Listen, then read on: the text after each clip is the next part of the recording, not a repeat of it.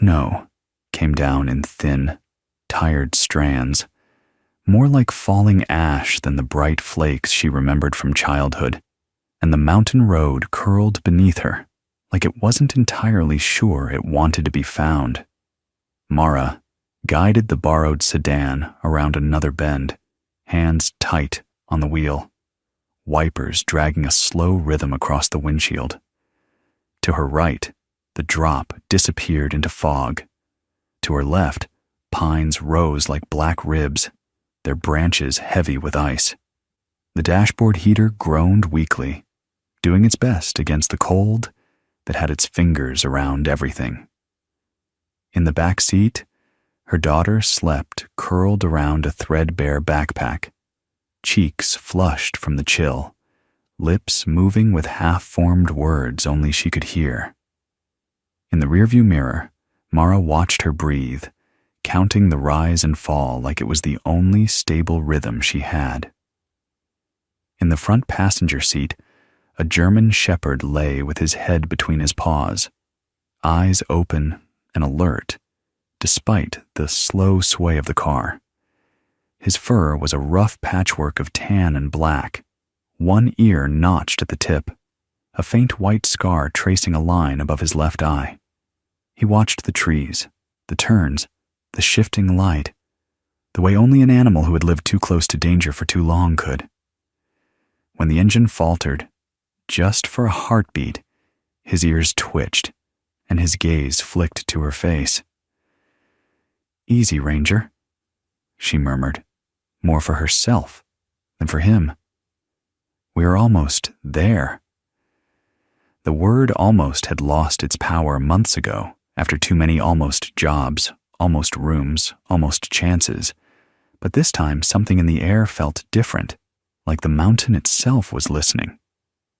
The letter lay folded on the passenger side floor, creased so many times the edges had started to fray. She knew every word by now. The law firm's logo at the top. The expression "condolences over the passing of your uncle," as if condolences could patch the holes he'd left. The surprise. "You have been named sole heir to the property known as the Larson Cabin at Blue Hollow Ridge. Report within 14 days to sign the transfer, or the estate will revert to the state." She had stared at that line in the shelter's fluorescent light while her daughter slept on a thin mattress beside her. The hum of other people's whispered arguments and muffled sobs filling the room. An inheritance. From a man she barely remembered, a brother her mother had stopped mentioning long before the bottle took the rest of her stories. Mara's memories of him were blurry. A tall figure who smelled like pine and engine oil. A laugh that came rarely, but felt huge when it did. A rough hand ruffling her hair on one foggy Thanksgiving before he disappeared into the mountains and letters stopped coming. Her mother had called him stubborn, difficult, obsessed with old nonsense about land and ancestors.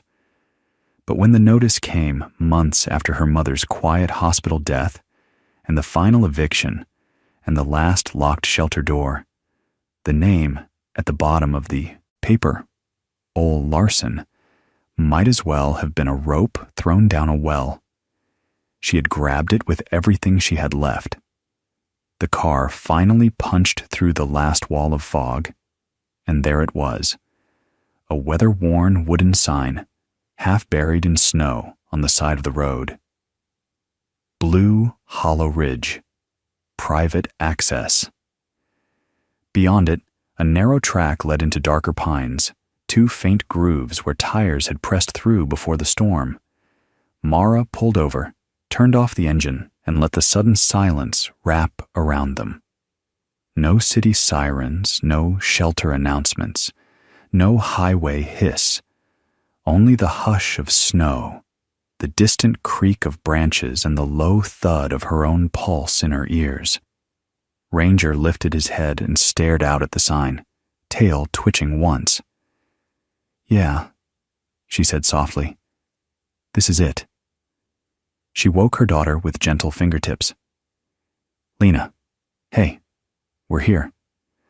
The girl blinked herself up from sleep, brown eyes clouded, hair escaping from under a knitted hat that had seen better winters. "Is this the house?" "Not yet, but close."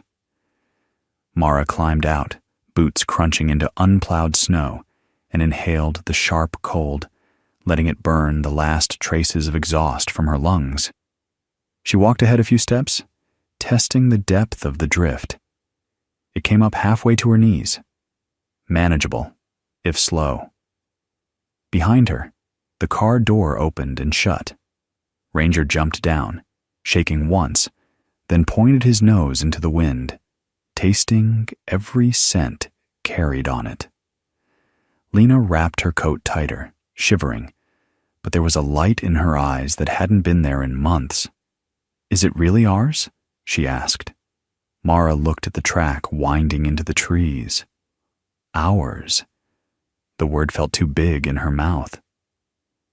"That's what the letter said," she answered carefully. "For now, we just know it's somewhere we can sleep without anyone telling us to move along." That alone felt like a miracle. She strapped the small duffel over her shoulder, took Lena's hand, and started up the track. Snow whispered around them with each step. The pines closed in, their trunks rising like columns, the sky a smudged gray ribbon overhead. Somewhere far off, a bird shrieked, a harsh, ragged sound quickly swallowed by the wind. Ranger padded in front, stopping now and then to check the air, then moving on when he found nothing he didn't already expect. Deer, fox, stale gasoline, old smoke. The path curved and climbed. Mara's breath puffed in short, careful bursts.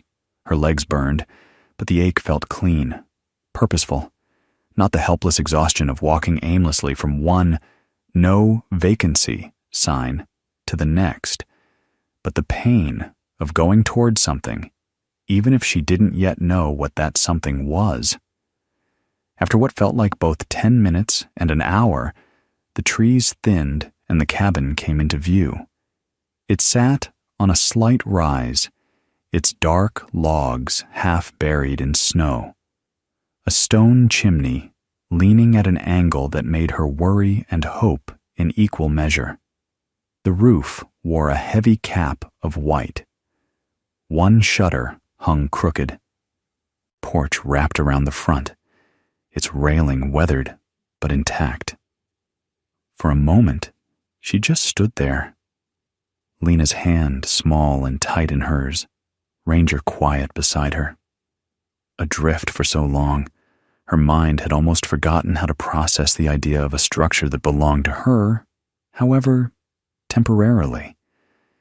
It looked tired, she thought, like a person at the end of a long shift who could still stand if someone just told them they weren't alone. "It's kind of like the cabins in those movies," Lena breathed. "Only colder." "And older," Mara added, a faint smile tugging at her lips. Something loosened between her ribs. Not joy, not yet. But maybe the place they kept joy in storage. She climbed the porch steps, wood creaking under her weight, and reached for the doorknob. It turned too easily. The door swung inward with a soft groan. Her first thought wasn't warmth or gratitude. It was a small, sharp alarm bell. Doors on empty mountain cabins weren't supposed to be unlocked. Ranger's body changed in a breath. His relaxed trot condensed into a tight coil of muscle, head low, ears forward, nose cutting the air in quick, short pulls. A growl rolled out of him, low and almost inaudible, vibrating through the boards under her boots. "Stay behind me," Mara whispered, placing an arm across Lena's chest. She stepped inside. The air smelled of wood smoke long gone cold. Old pine, and something else. A faint metallic tang, like wet nails or pennies between teeth. Light seeped in through grimy windows, painting the narrow room in muted grays. Furniture sat where one might expect it. A table, 3 mismatched chairs, a sagging couch beside a stone hearth. A shelf of books leaned against one wall, titles faded. At first glance, it looked like a place abandoned in a hurry. Then her eyes caught the details. A drawer half open, tracks in the dust around it. A mug shattered on the floor near the sink. Shards swept roughly into a corner with a boot. A set of prints on the wood by the back window, darker and more recent than the rest. Someone had leaned there with wet gloves or unclean hands, staring out. Ranger padded forward silently, sniffing the floorboards. His fur bristled along his spine. He moved to the hearth, then to the bedroom door on the left. Nose, sniff, pause. No fresh human scent. Whoever had ransacked the place wasn't still here. Mara relaxed by degrees, though the unease never fully left. Homelessness had trained her to read spaces as if they had faces. This one wore the same pinched expression she'd seen on people who just received bad news and were pretending they hadn't heard it yet. "Mom?" Lena whispered, hovering on the threshold. "Is somebody here?" "Not now," she said, "but someone was." She didn't add, "recently." Instead, she led Lena inside and gently shut the door behind them, feeling the weight of the wood under her palm, the simple solidity of a barrier that wasn't made of glass or revolving steel. "First things first," she said, hearing her own voice settle into a calm she didn't quite trust. "We find the wood stove, check the fireplace, make sure nothing's gonna fall on our heads. Warm up." They moved through the cabin slowly. The bedroom held a narrow bed, covered in a thick wool blanket, an old trunk, a set of hooks with an oilskin coat still hanging there, as if its owner meant to come back before the weather changed. The small bathroom was basic, but functional, the pipes groaning when she tested the tap.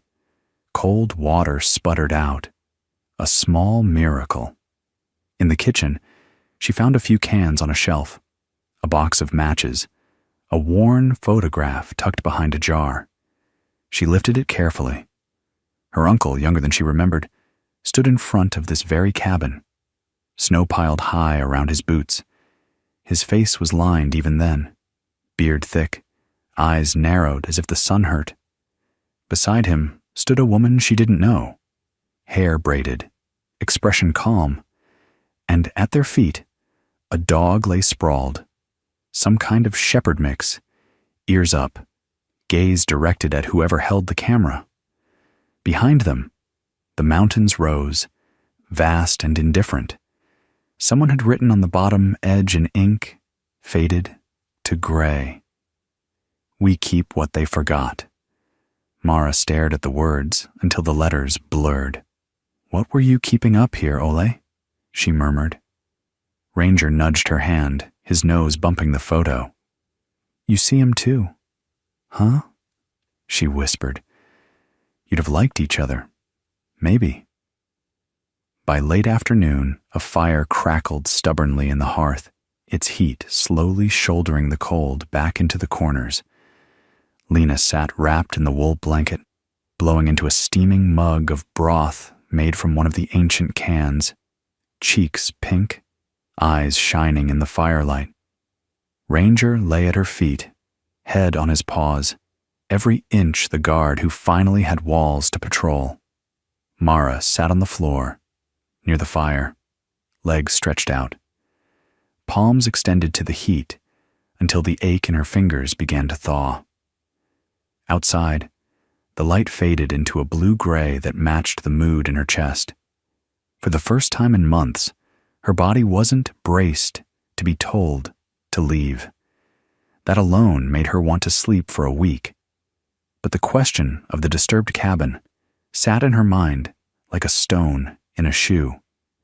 She turned the photograph over again, tracing the faded words. "We keep what they forgot." The phrase clung to her. "Mom," Lena said softly, breaking her reverie, "do you think he wanted us to come?" Mara looked up. The girl's gaze was serious in that way children's eyes sometimes were, as if they saw the edges of things adults pretended weren't there. "I think he left this place for someone who needed it," she said carefully. "Maybe he didn't know it would be us, but we're here now." "Maybe he knew," Lena said, almost to herself. Before Mara could respond, Ranger lifted his head sharply, ears pricking toward the window. A low noise rumbled in his throat.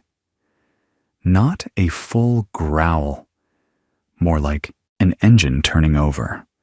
Mara stilled. Outside, through the muffled hush of snow and wind, came a sound she hadn't heard since they left the main road. The crunch of tires on frozen gravel. She rose slowly, heart thudding, and crossed to the window. Through the warped glass, she saw headlights cut through the trees. Then the square shape of a dark SUV pulling into the clearing, snow hissing under its wheels. It stopped just beyond the porch. The engine idled. The driver's door opened. A man stepped out, bundled in a sleek dark parka that didn't look like it came from any store up here. He scanned the cabin with the flat, efficient gaze of someone used to assessing risk. Another door opened. A second figure emerged. Then a third. No one carried tools or groceries. One of them carried a metal case. Mara's fingers tightened around the window frame. Ranger stood now, body a silent question mark. "Mom?" Lena whispered from the fire. "Who is it?" Mara watched the men walk toward the porch, their boots crushing the nearly untouched snow. Their coats bore a neat emblem on the chest, something official-looking, all sharp lines and neutral colors, accompanied by a line of text she could just make out when they passed under the weak light of the porch lantern. Cultural Heritage Recovery Unit. The words should have been reassuring. They weren't. Something about the way they moved, like they were sweeping a room before entering it, made every survival instinct she had flare awake. She stepped away from the window, pulse quickening, and Ranger moved with her, keeping himself between her and the door. A knock sounded. 3 firm raps that weren't asking permission so much as announcing presence. Lena flinched. Mara took a breath, smoothed her expression, and opened the door just enough to see the man on the other side. He smiled, but it didn't reach his eyes. And in that instant, with the wind pitching snow around his shoulders and the mountains listening, she understood something simple and terrifying. Whoever had rummaged through her uncle's things before she arrived hadn't given up. They had just decided to try the direct approach. The man on the porch waited with a stillness that didn't belong to the mountains. Wind tugged at the hood of his parka, flinging loose snow across the railing, but he didn't flinch. Mara breathed once, twice, trying to calm the tremor in her voice before she opened the door wider, Ranger pressing against her thigh like a living shield. The man's gaze flicked down to the dog, then back up to her, his smile thinning. "Evening," he said, voice smooth, practiced. "Apologies for the late visit. Weather makes it hard to keep a schedule." Mara kept her body angled in the doorway, blocking his view of Lena. "Can I help you?" The man nodded once in a gesture that was almost polite. Almost. "We're with the Cultural Heritage Recovery Unit," he said, tapping the emblem on his jacket.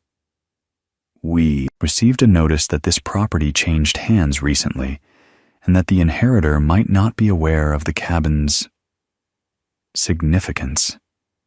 The pause before significance felt deliberate, measured, like bait.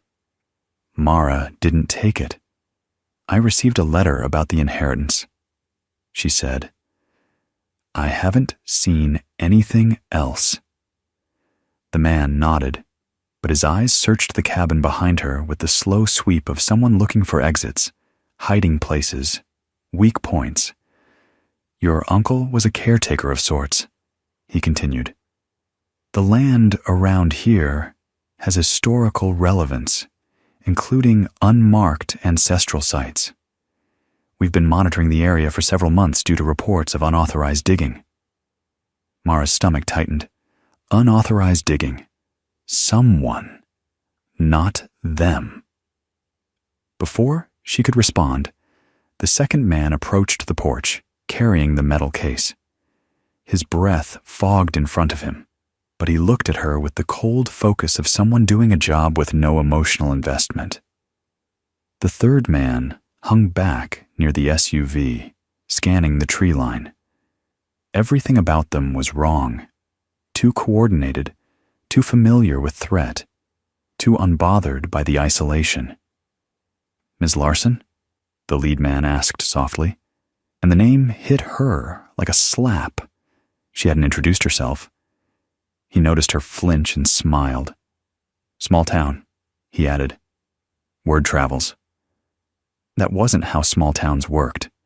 Ranger's growl rumbled louder, vibrating through her bones. The man's eyes flicked to him again, calculating. "We'd appreciate a few minutes of your time. There are items that may have been left on the property, maps, notebooks, things your uncle documented. It's important for public safety that we recover them." Public safety. Another word meant to cushion a threat. Mara tightened her grip on the door. "If there's something dangerous, I'll turn it over, but I'm not opening the cabin to strangers." Something behind the man's expression shifted. Not anger, but interest. Curiosity edged with annoyance. "Of course," he said. "We understand the hesitation." He held her gaze for a beat too long, then motioned to the man with the metal case. "We'll give you space to settle in. Weather's bad enough without us making it worse." It sounded like a line he used often, a script. The man with the case didn't move. Neither did the one by the SUV. Finally, the leader added, more sharply, "We're leaving." That worked. The others moved. They walked back to the vehicle, boots crunching, breath sharp in the cold. The SUV door slammed. The engine started. Lights swung across the clearing as the vehicle backed up, turning slowly, then disappeared down the winding road. Mara closed the door, leaned her forehead against the wood, exhaled. She felt Ranger's nose nudge her hip. She sank to her knees and wrapped her arms around his neck, letting her breath steady in the familiar scent of fur and pine and cold air. Behind her, Lena whispered, "Mom, are they bad men?" Mara swallowed hard. "I don't know," she answered truthfully, "but they're not here to help us." The rest of the evening moved slowly, her nerves stretched thin as wire. She checked every window latch twice. She stacked more wood by the fire. She made a bed for Lena on the couch, tucking the girl under the wool blanket. Ranger patrolled the cabin with silent pause, stopping at the door every few minutes to listen, ears flicking. When Mara finally lay down on the floor near the fire, exhaustion pulled her toward sleep, but her mind refused to let go. Something in the cabin hummed with a quiet tension, as if the walls themselves remembered the men who had leaned over drawers and shelves before she arrived, searching. She drifted into a shallow, restless sleep, until Ranger snarled. Her eyes snapped open. The cabin was dark except for the dying glow of embers. Ranger stood rigid by the window, teeth bared, hackles raised, paws planted. Not a dream. Something was outside. Mara's pulse roared in her ears. She crawled to Lena, who slept with her small hand curled under her cheek, and moved her gently without waking her, tucking her further behind the couch. Ranger growled again, low, quieter this time, like he didn't want to alert whatever was out there. Mara crept to the window. Frost blurred the glass, but she could see a faint movement near the tree line, a shape breaking the stillness. A figure. Watching the cabin, too far to see details, close enough to know it was no animal. A second shape moved behind the first, then both disappeared into the deeper shadows of the pines. She stayed crouched long after the forest swallowed them. Her breath came shallow, but Ranger didn't bark.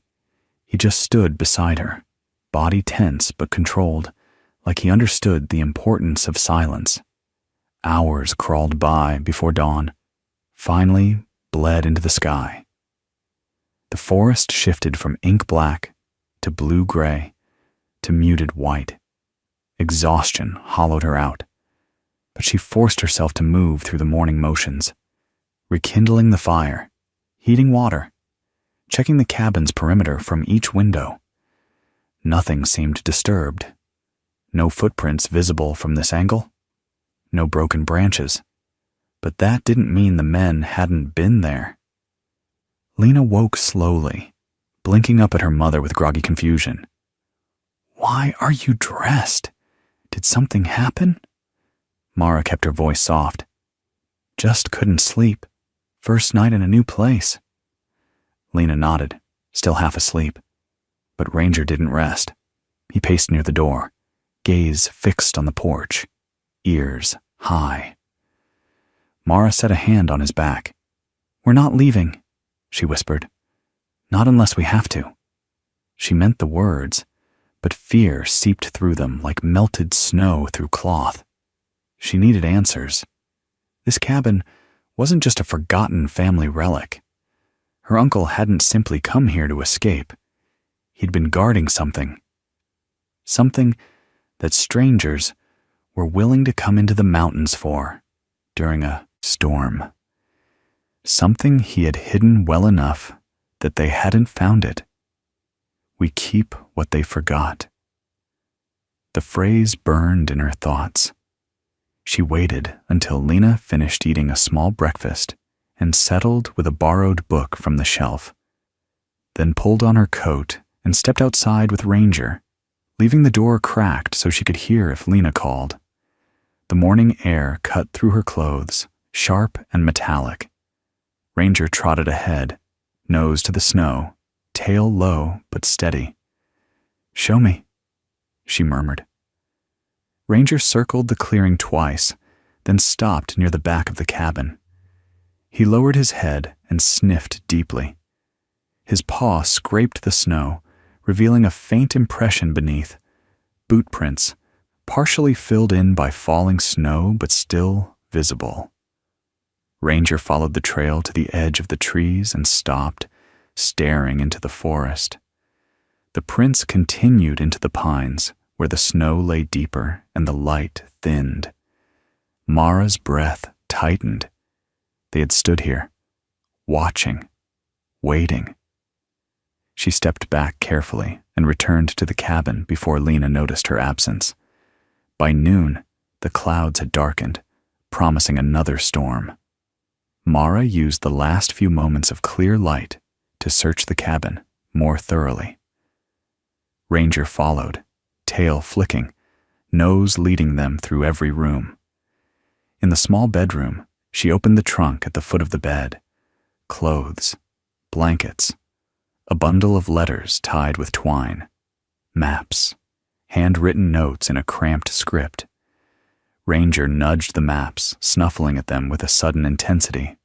Mara unrolled one across the bed.